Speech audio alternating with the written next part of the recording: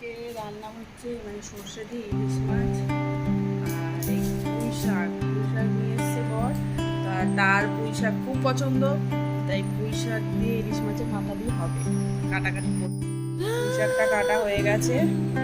এখানে কুমড়ো, বেগুন, আলু, এই পটলটাও দেবো ভাবছি, দিয়ে বসেছি, দেখি কতদূর কি করা যায়। রান্নাঘরে ইলিশ মাছটা বসিয়ে এসেছি, কিন্তু অবস্থা খুব খারাপ রান্নাঘরের এই ছেলেকে নিয়ে, তাই দেখা যাক। ইলিশ মাছটা ফুটছে, ইলিশ মাছটা দিই।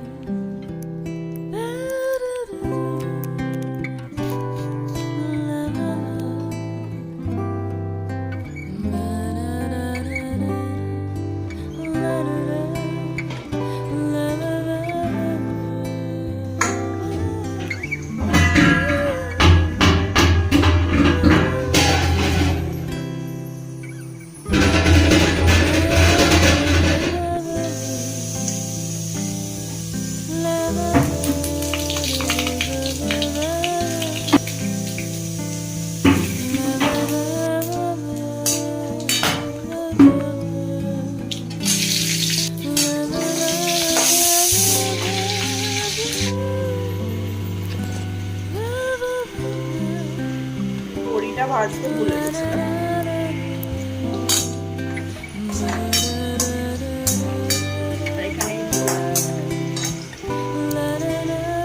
এবারে কেটে রাখা সবজিগুলো কি আছে, আলু, বেগুন, কুমড়ো,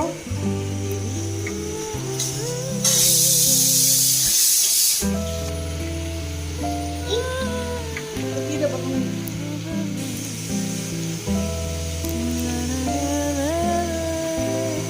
ইলিশ মাছের মাথাটা আগেই ভেজে রেখেছিলাম, পরে দেবো।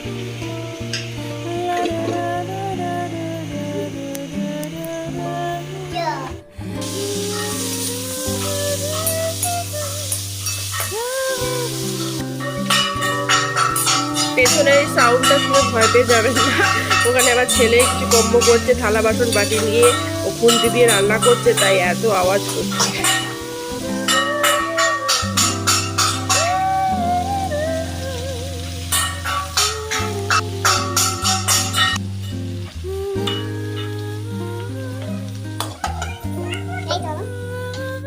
ছেলেকে নিয়ে সতেজ করে করেই এই রান্নাঘরটা একটুখানি পরিষ্কার করে নিচ্ছি, কারণ নাহলে খুব বর্ষাকাল তো খুব একটু তাড়াতাড়ি পিঁপড়ে চলে আসে, আর একটু তেল পরে থাকলেই আর দেখতে হবে না, একদম পিঁপড়ের একদম ফোর্স চলে আসবে। তাই যতখানি একটু করে ছেলেকে নিয়ে পারছি সামনে সামনে দিয়ে একটুখানি ক্লিন করে রাখছি, তাতে দেখতেও ভালো লাগে আর জায়গাটাও পরিষ্কার থাকে। নোংরা হয়ে থাকলে নিজেদেরই চোখে দেখতে খারাপ লাগে, ভালোও লাগে না। এই করে করেই চলছে আপাতত।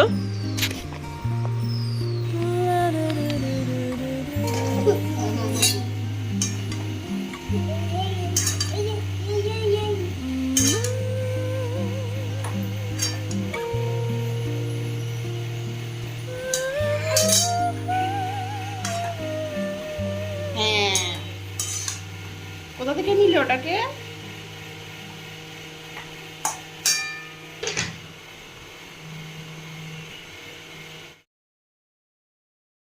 রান্নাটা এইভাবেই করতে হলো, তো কমপ্লিট পুরোটা দেখাতে পারিনি, কারণ একটু ব্যস্ত হয়ে গেছিলাম ছেলেকে নিয়ে। তো এই মাছটা দিয়ে এই নাড়িয়ে একটুখানি কষিয়ে নামিয়ে দিয়েছিলাম।